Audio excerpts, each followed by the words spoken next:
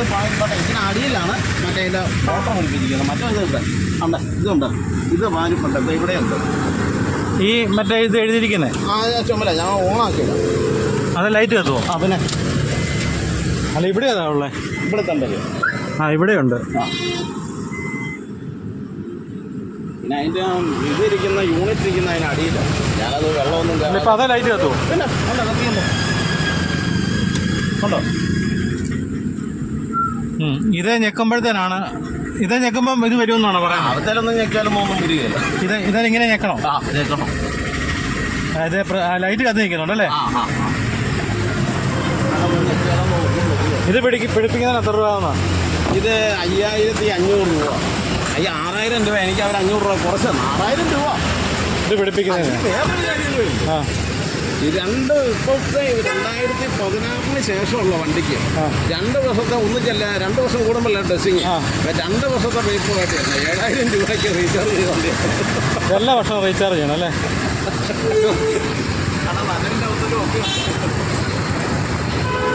നല്ല എവിടെ പോയി?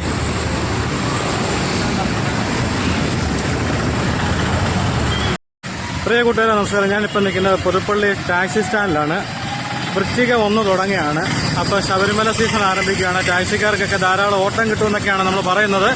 പക്ഷെ അവർക്ക് ഒത്തിരി പരാതികളുണ്ട്. ആ പരാതികൾ നമുക്കൊന്ന് കേൾക്കാം.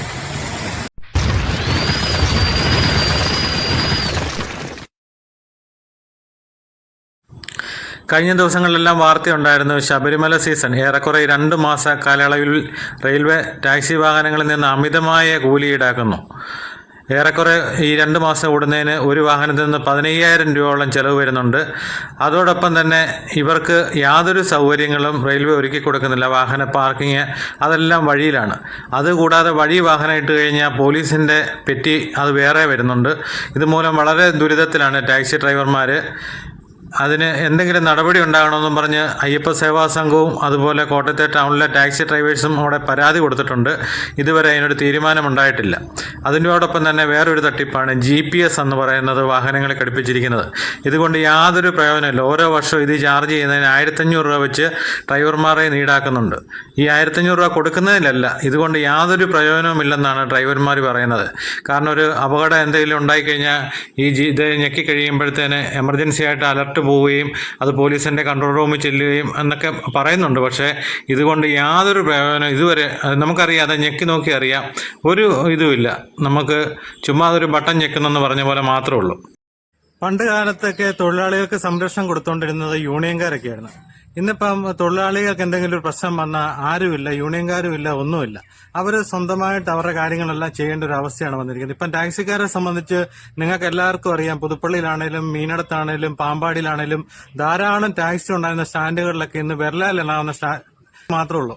അതിന്റെ കാര്യം എന്താണെന്ന് ചോദിച്ചാൽ അമിതമായ ഫീസാണ് സർക്കാർ ഓരോ വർഷവും ഇവരെ ഈടാക്കുന്നത്. ഈ പ്രൈവറ്റ് വണ്ടിയെ സംബന്ധിച്ച് ഒരു ലൈഫ് ടാക്സ് ഒക്കെ അടച്ച വണ്ടിയെ സംബന്ധിച്ച് 15 വർഷം കഴിഞ്ഞിട്ട് പിന്നെ അതിന്റെ റീടെസ്റ്റ് ഉള്ളൂ. ആ സ്ഥാനത്ത് ടാക്സി വാഹനങ്ങൾ എന്ന് പറഞ്ഞാൽ പുതിയ വണ്ടി 2 വർഷം, അത് കഴിഞ്ഞാൽ പിന്നെ എല്ലാ വർഷവും ഓരോ വർഷം വീതം ഈ വാഹനങ്ങൾ ടെസ്റ്റ് ചെയ്യണം. അപ്പൊ ഇപ്പം നമ്മുടെ സുഹൃത്ത് പറഞ്ഞത് ആ വാഹനം ടെസ്റ്റ് ചെയ്തതിന് ഏറെക്കുറെ എല്ലാം കൂടെ 40,000 രൂപ എടുത്തായെന്ന് പറഞ്ഞു. ഒരു വാഹന ഇൻഷുറൻസ് അടക്കം എല്ലാം പുതുക്കി വരുമ്പോഴത്തേന് 40,000 രൂപ. ഒരു സാധാരണപ്പെട്ട ഇതുമായിട്ട് ഉപജീവനം നടത്തുന്ന ഒരാളെ സംബന്ധിച്ച് അവർക്ക് താങ്ങാവുന്നതിലപ്പുറം. ഈ 40,000 രൂപ ഓടിയെടുക്കണമെന്നുണ്ടെങ്കിൽ എത്ര നാള് വേണം? അതുപോലെയാണ് വണ്ടിയിൽ ഓരോന്ന് ഇവർ അടിച്ചേൽപ്പിക്കുകയാണ് ടെസ്റ്റിങ്ങിന്റെ. ഇപ്പം ടെസ്റ്റിങ്ങിന്റെ കാര്യം പറഞ്ഞപ്പോഴത്തേന് ഇദ്ദേഹത്തിന്റെ വണ്ടിക്ക് ടെസ്റ്റിംഗ് ഡേറ്റ് കൊടുത്തിരിക്കുന്നത് നവംബർ 3-ാം തീയതിയാണ്. അപ്പൊ നവംബർ 3-ാം തീയതി ടെസ്റ്റിംഗ് ഡേറ്റ് വരുമ്പോഴത്തേന് അതിന് ഒരാഴ്ച മുമ്പ് ഫീസ് അടയ്ക്കും. ഫീസ് അടയ്ക്കുന്ന പറഞ്ഞാൽ കഴിഞ്ഞ വർഷം 750-800 രൂപ അടച്ച സ്ഥാനത്ത് ഈ പ്രാവശ്യം 2000 രൂപ എടുത്താണ്. അത്രയ്ക്ക് ഇരട്ടിയാണ് കൂട്ടിയിരിക്കുന്നത്. ആ ടെസ്റ്റിംഗിന്റെ ഫീസ് അടച്ചു കഴിയുമ്പോൾ തന്നെ സർക്കാർ ഉദ്യോഗസ്ഥന്മാർ പറയുന്നത് ഡിസംബർ 25-30 ഡേറ്റ് കൊടുക്കുന്നത്. അപ്പം ഈ നവംബർ 3-ാം തീയതി കൊണ്ട് ഇതിന്റെ ഫിറ്റ്നസിന്റെ കാലാവധി കഴിഞ്ഞ വണ്ടി ഡിസംബർ 28 അല്ലെങ്കിൽ ഡിസംബർ 30 വരെ എങ്ങനെ നിരത്തിലോടും? നിരത്തിലോടാൻ പറ്റത്തില്ല. ആ വാഹനം കയറ്റിയിടേണ്ട ഒരു അവസ്ഥ വരുന്നത്. ആ ഇതുമായിട്ട് ഉപജീവനം നടത്തുന്ന ആളെ സംബന്ധിച്ച് വേറെ എന്നാ ചെയ്യാൻ പറ്റും? അന്നേരം ഒരു ദിവസം വെഹിക്കിൾമാർ പറയുന്ന ഒരു ദിവസം 80 വണ്ടി ടെസ്റ്റ് ചെയ്യാൻ പറ്റത്തുള്ളൂ. അതുകൊണ്ടാണ് ഇത്ര 1 മാസമൊക്കെയാണ് എക്സ്റ്റെൻഡ് ചെയ്യുന്നത്. ആ എക്സ്റ്റെൻഡ് ചെയ്യുമ്പോഴത്തേനും ഒരു കുഴപ്പം എന്നാണെന്നറിയോ? ഇതിപ്പോ ഈ ടാക്സിക്കാരന്റെ കുഴപ്പം കൊണ്ടല്ല, സർക്കാരിന്റെ ഈ ഇവിടുത്തെ തിരക്കുകൊണ്ടും അവരുടെ ഇതുകൊണ്ടാണ് ടെസ്റ്റിങ്ങിന്റെ ഡേറ്റ് നീട്ടിക്കിടക്കുന്നത്. ആ ഡേറ്റിന് വീണ്ടും ഫൈൻ പറയുന്ന ഈടാക്കുക. 1000 രൂപയാണ് ഒരു മാസത്തിന് പറയുന്ന ഫൈൻ ഈടാക്കുന്നത്. സർക്കാർ ശരിക്കും കൊള്ള നടത്തുകയാണ്. കൊള്ള നടത്തുക എന്ന് പറഞ്ഞാൽ ഇവരെ ഒരു കാരണവശാലും ജീവിക്കാൻ അനുവദിക്കാത്ത, ഇപ്പം ടൂറിസ്റ്റ് വണ്ടി നിങ്ങൾക്കറിയാം, ഒരു നിയമം ഉണ്ടാക്കി, വെള്ള പെയിന്റ്, ആ വെള്ള പെയിന്റ് മറ്റേ കളർ ഉണ്ടാണെങ്കിൽ അതുകൊണ്ട് അപകടം ഉണ്ടാകുമെന്നും പറഞ്ഞ് ഇതുപോലെ കുറെ വിഡ്ഢികളായ കുറെ ഉദ്യോഗസ്ഥന്മാർ നടത്തുന്ന നിയമ പരിഷ്കാരങ്ങൾ ഇതുമൂലം ഈ മേഖല മുഴുവൻ തകരുകയാണ്. ഇപ്പം വണ്ടിയെ GPS പിടിപ്പിക്കുന്നു. ഓരോ വർഷം ഇത് ചാർജ് ചെയ്യണം. ഈ GPS കൊണ്ട് യാതൊരു പ്രയോജനമില്ല. ഇതുകൊണ്ട് ഇപ്പം നിങ്ങൾ കാണുക, ഈ ടാക്സി കിടക്കുന്ന 2 വണ്ടിയിലും ഈ GPS കൊണ്ട് യാതൊരു പ്രയോജനവുമില്ലാത്തതിന്റെ ഏറ്റവും വലിയ തെളിവാണ് ശിരൂരുണ്ടായ ലോറി അപകടത്തിൽ അർജുൻ എന്ന് പറഞ്ഞ ആ വണ്ടിയിലും GPS ഉണ്ട്.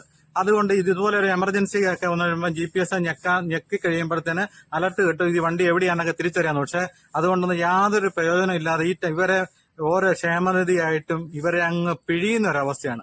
അപ്പൊ നമുക്ക് പുതുപ്പള്ളിലെ ഡ്രൈവർമാർ ഇവിടെ നിൽക്കുന്നുണ്ട്. അപ്പൊ അവരോട് നമുക്ക് ഇപ്പം ഏറ്റവും വലിയൊരു പ്രശ്നം എന്ന് പറഞ്ഞാൽ റെയിൽവേ നടത്തുന്ന ഒരു കൊള്ളയാണ്. ആ കൊള്ളയുടെ കാര്യമാണ് നിങ്ങൾ ഇനി കേൾക്കാൻ പോകുന്നത്. അപ്പൊ നമുക്ക് അവരോട് ചോദിച്ചറിയാം. ഇപ്പൊ സനൽ പാസ് എടുത്താണല്ലോ, പാസ് എടുത്ത ഒരു വണ്ടിക്ക് എത്ര രൂപ അവിടെ അടയ്ക്കേണ്ടത്? റെയിൽവേയിൽ ഒരു വണ്ടിക്ക് റെയിൽവേയിൽ കഴിഞ്ഞ വർഷം 9,800 രൂപ ഒരു വർഷത്തിന് ഒരു 2 മാസം അടയ്ക്കേണ്ട പൈസ. അത് അടയ്ക്കാന്ന് പറഞ്ഞാൽ അവിടെ നമുക്ക്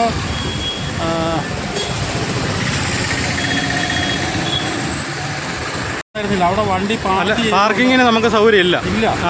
അവിടെ ഈ റെയിൽവേക്കാണ് നമ്മൾ പൈസ അടയ്ക്കുന്നത്.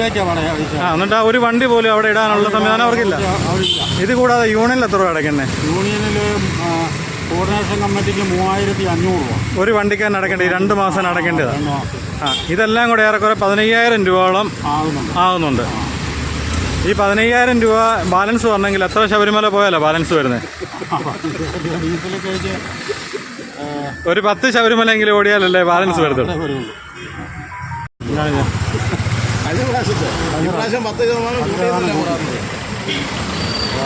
കൂട്ടിയെന്ന് പറഞ്ഞാൽ 900 രൂപയുടെ 930 രൂപ. അപ്പോൾ ഇതാണ് അവിടുന്ന് പാസ്സായിട്ട് നമുക്ക് തരുന്നത് അല്ലേ, പൈസ അടച്ചതിൻ്റെ. ഈ 9,392 രൂപ റെയിൽവേക്ക് അടയ്ക്കുന്നത് കൂടാതെ പോലീസിൻ്റെ വേറെ ഉണ്ട് വെരിഫിക്കേഷന്. ഇപ്രാവശ്യം നേരത്തെയൊക്കെ പോലീസ് വെരിഫിക്കേഷൻ നമ്മൾ അവിടെ പോയി എഴുതി കൊടുത്തു കഴിഞ്ഞാൽ അവർ പോലീസ് വെരിഫിക്കേഷൻ വരുമായിരുന്നു. ഇപ്പം അക്ഷയ വഴി അയച്ച ഇപ്പം പൈസ കൊടുത്തേച്ചാൽ വരിക. അതെത്ര രൂപയാണ്? 850 രൂപ വഴി പോലീസ് വെരിഫിക്കേഷൻ സർട്ടിഫിക്കറ്റ്. ഇതെല്ലാം കൂടെ ഉൾപ്പെടെ 15,000 രൂപയുള്ള ഒരു വണ്ടിക്കാവുന്നു. അപ്പോൾ ഇതിനെതിരെ ഇതിന് മുമ്പ് ഈ ശബരിമല സീസൺ തുടങ്ങുന്നതിന് മുമ്പ് ഒരു വാർത്ത വന്നായിരുന്നു, അത് അമിതമായിട്ട് റെയിൽവേ ഫീസ് പിരിക്കുന്നെന്നും പറഞ്ഞു ഇട്ടായിരുന്നു. എന്നിട്ട് ഇത് ഈ മറ്റുള്ള യൂണിയൻകാരും ഇതിനെതിരെ ഒരു പരാതിയും പറഞ്ഞിട്ടില്ല. അത് കഴിഞ്ഞ ദിവസം ഇതുപോലെ റെയിൽവേ ജോർജ് കുര്യൻ ഇവിടെ വരുന്ന സമയത്ത് കൊടുക്കാമെന്നൊക്കെ പറഞ്ഞിട്ട് ആരും കൊടുത്തില്ല. നിവേദനം കൊടുക്കാമെന്ന് പറഞ്ഞു. കൊടുക്കാം, ഇത് കുറയിപ്പിക്കണം, കൂടുതൽ ഇത്രയും പൈസ മേടിക്കാൻ പാടില്ല, ശബരിമല പോകുന്ന ആളുകളുടെ വേണം ഇത് പിരിക്കാൻ, അതുകൊണ്ട് അത് കുറച്ച് തരണമെന്ന് പറഞ്ഞ് കൊടുക്കണം എന്നൊക്കെ പറഞ്ഞു. പക്ഷേ ആരും കൊടുത്തിട്ടില്ല. ഒരു യൂണിയനും അല്ല ഈ പാർക്കിംഗ് സംവിധാനത്തിന് പോലും ആരും പരാതിയൊന്നും. അവിടെ പാർക്കിംഗ് കഴിഞ്ഞ പ്രാവശ്യം പാർക്കിംഗ് കൊടുക്കുന്നില്ല. ഈ പ്രാവശ്യം കൗണ്ടർ പോലും ഇടാൻ സമ്മതിച്ചില്ല. കൗണ്ടർ പോലും ഇടാൻ സമ്മതിക്കാതെ അവസാനം അതുകൊണ്ടെല്ലാം വലിയ ബഹളം വെച്ച് അവിടെ വിഷയങ്ങളായി കഴിഞ്ഞിട്ട് പാസ് എടുക്കുന്നില്ലെന്നൊക്കെ പറഞ്ഞു കഴിഞ്ഞപ്പോഴത്തേക്ക് വേറൊരു സ്ഥലത്ത് പഴയ ഇട്ടിരുന്ന സ്ഥലത്ത് അല്ലാതെ വേറൊരു സ്ഥലത്ത് കൊണ്ടുപോയി വണ്ടി ഇടുക. അല്ല അതിനിപ്പം വേറെ നോ പാർക്കിംഗ് പോലീസ് വേറെ പെറ്റി അടിക്കുന്നുണ്ടല്ലോ. അതിന് നോ പാർക്കിങ്ങിന് അങ്ങ് വെളിയിൽ കൊണ്ടിട്ട് കഴിഞ്ഞാൽ അതിന് പെറ്റി അടിക്കും. റെയിൽവേയുടെ ആ സൈഡിൽ കൊണ്ടിട്ട് കഴിഞ്ഞാൽ അവർ പെറ്റി അടിക്കുന്നു. ശരിക്കും പിഴിയാണ് റെയിൽവേയും എല്ലാവരും നമ്മളെ പിഴിയുക. അതെ, ഈ 300 വണ്ടിക്ക് മേളിൽ അവിടെ പാസ് കൊടുക്കുന്നുണ്ട്. 300-ലധികം വണ്ടി, 300 വണ്ടിക്ക് ഒരു 10 വണ്ടിക്ക് പോലും ഇടാനുള്ള സൗകര്യം. അല്ല ഈ കോട്ടയം ജില്ലയിലുള്ള എല്ലായിടത്തു നിന്നുള്ള വണ്ടിക്കും പാസ് കൊടുക്കുന്നുണ്ട്. എന്ന് പറഞ്ഞാൽ ഇപ്രാവശ്യം പാസ് കുറച്ചിരിക്കുകയാണ്. ഒരു യൂണിയന് പുറത്തുനിന്നുള്ള വണ്ടികൾ, ടൗൺ വണ്ടികളല്ലാതെ 15 വണ്ടി വീതം കൊടുക്കുന്നുള്ളതാണ് ഇപ്രാവശ്യം പറഞ്ഞിരിക്കുന്നത്. ഓരോ സ്റ്റാൻഡിലെ വണ്ടി ഒരു യൂണിയൻ 15 വണ്ടി എടുക്കുന്നു.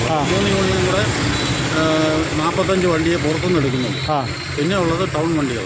ഇതെല്ലാം ചെയ്താൽ യൂണിയനല്ല, KTDയുടെ പിന്നെ AITCയുടെ ഉണ്ട്, അങ്ങനെ ഒരുപാട് യൂണിയനുണ്ട്. അല്ല ഇതെല്ലാം ചെയ്താലും 4-1 ഇപ്പോഴും 4-1 ടൗണിലെ 4 വണ്ടി പോയി കഴിയുമ്പോൾ നമ്മൾ ഒരെണ്ണം പോകാൻ പറ്റും അല്ലേ? പൈസ എല്ലാം അടയ്ക്കുന്ന ഒരുപോലെ. പൈസ നമുക്ക് ടൗണിലുള്ളവർക്ക് ഇത്രയും പൈസ ഇല്ല. അവർക്ക് 1,500 കൊടുത്താൽ മതി ടൗണിൽ. യൂണിയൻ്റെ പൈസയ്ക്ക് നമ്മുടെ 3,500 മേടിക്കാം, അവരുടെ 1,500. ആ പൈസയുടെ കളവ് മാത്രമേ ഉള്ളൂ. അല്ല റെയിൽവേക്ക് എല്ലാവരും ഒരുപോലെ അല്ല അടയ്ക്കുന്നത്. കോട്ടയത്ത് മാത്രമേ ഉള്ളൂ, അല്ല തിരുവല്ല മറ്റേ അവിടെ ചെങ്ങന്നൂരും അല്ല. ചെങ്ങന്നൂർ ഇപ്പം ചെയ്ത പരിപാടി ഒരു വെളിയിലാക്കി വണ്ടി. പാസ് എടുത്ത് അകത്ത് പാസ് എടുത്ത് കിടക്കാം. പക്ഷേ ചെങ്ങന്നൂർ അവരെന്ന് പുറത്ത് അവരുടെ സ്റ്റാൻഡായിട്ട് അല്ലെന്ന് അങ്ങനെയല്ല, ചെങ്ങന്നൂരകത്തുള്ള വണ്ടിക്കാർ സ്ഥിരം ഉണ്ടല്ലോ, 365 ദിവസം അകത്ത് കിടക്കുന്നവരുണ്ട്. അവരത് അകത്ത് അകത്ത് കിടക്കും, എന്നിട്ട് ബാക്കി എല്ലാവരും വെളിയിൽ കിടന്നു കൊടുത്തായിരുന്നു. പുറത്തിറങ്ങിയിട്ട്